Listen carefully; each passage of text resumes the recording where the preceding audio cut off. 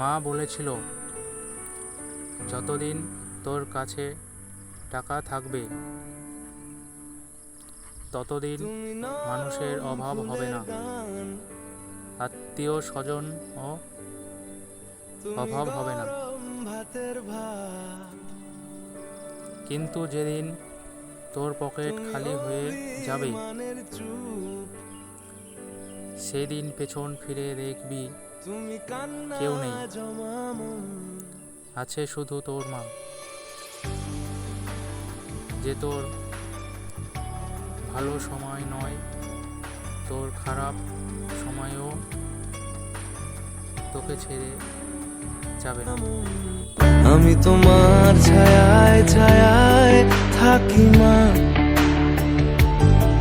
আমি তোমার চোখের তারায় বাঁচি মা।